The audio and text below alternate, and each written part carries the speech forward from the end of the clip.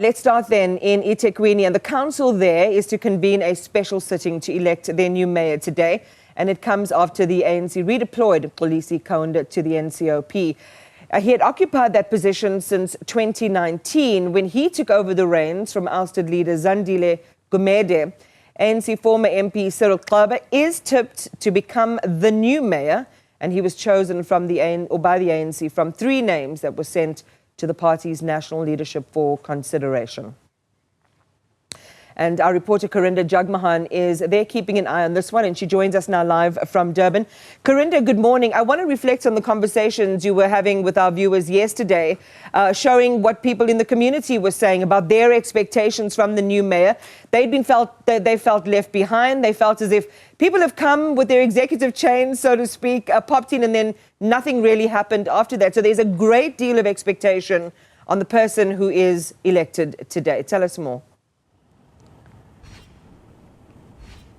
Absolutely, a great deal of expectation, and like you mentioned, one of the big names tipped to be the front runner for this election is Cyril Xaba. He was actually at the helm of politics in KwaZulu-Natal from 1994, being the MEC of Agriculture in this province before being moved to the National Council of Provinces, where he chaired the Defence Portfolio Committee, among other positions that he has held at the national government as well. But of course, we do expect perhaps some back and forth today at the eThekwini Council, as we always do see. And ahead of this, I'd like to speak to our political analyst, Professor Zandile Gumede. Prof, thank you so much for speaking to us. Cyril Xaba could be our next eThekwini mayor if the ANC's plan goes as they want it today. What's your view of the requirements needed for eThekwini, the state we see it in today? Okay, so we know that Mr. Cyril Xaba has had a lot of experience in government. He served in the provincial legislature. He's been the MEC of Agriculture.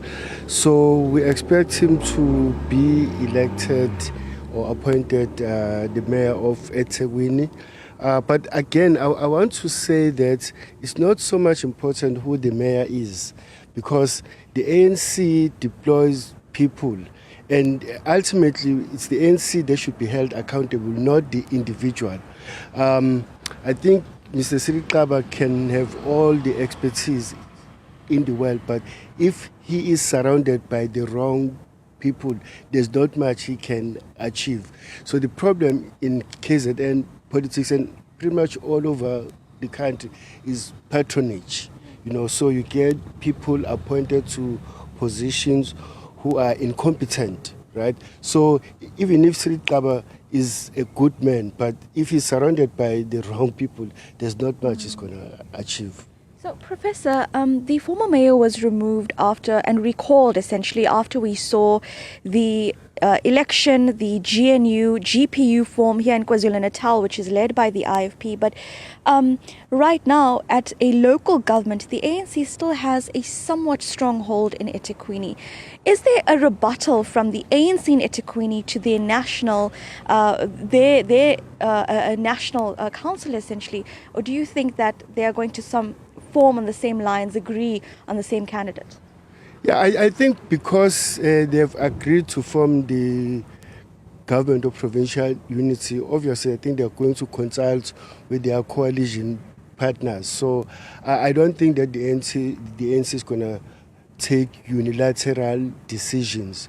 So they're going to consult with their partners. Already we have seen the MEC of Kokta appointing 2 governance specialists to come and assist the mayor. Again, I don't think that much can be achieved if they don't surround the mayor with the right people from the top to the bottom, because you find that the people at the bottom are not doing the work because no one is holding them accountable. So I think that this time around, maybe MEC Mxolisi should also try and make sure that he comes in as the MEC of Kokta to assist the mayor in making sure that he is surrounded by the right people. So that was my next question, sir. The Section 154 administration that the Kokta MEC has placed upon the municipality, how will this impact the election, and what exactly will be the purpose of the administrators going forward? Well, I think the administrators are going there to assist the eThekwini municipality to make sure that they get the right people in the positions, to make sure that the mayor executes his job well. Again, you know, these people are not elected. They've just been appointed, so they don't carry much power. But hopefully the mayor is going to listen to them because these people have a lot of experience. I mean, Mike Sutcliffe was the manager of eThekwini for almost 10 years. So he has a lot of experience, and this is a familiar territory for him. So hopefully he's going to do a good job in assisting the mayor. Lastly, sir, in our little chat before we've gone live, we spoke about the state of eThekwini. The opposition parties have been tight-lipped on whether they're going to field a nominee, but whoever is elected today, what should their priority be for the city? Oh, good question. I think that the first priority is to clean eThekwini. The city is dirty, it stinks, you know. So I think that they should do a lot to attract tourists back to the city of eThekwini, attract investment. I mean, we're seeing a lot of investors running away because eThekwini has become a place where investors feel that their investments are not safe.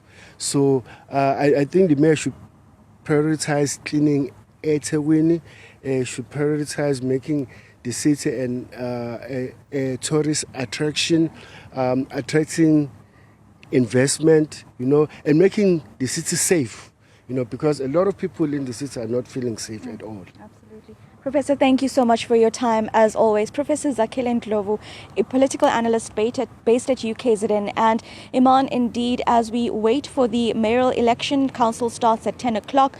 We know one of the big names that will be tipped for the next mayor. The opposition has remained tight-lipped on whether they will field a nominee or who this nominee will be. But whoever it is, as we have just said, and according to some of the residents that we spoke to early this week, they say that it's time to increase service delivery. The city of Durban, it is a tourist attraction, but has not been treated as such.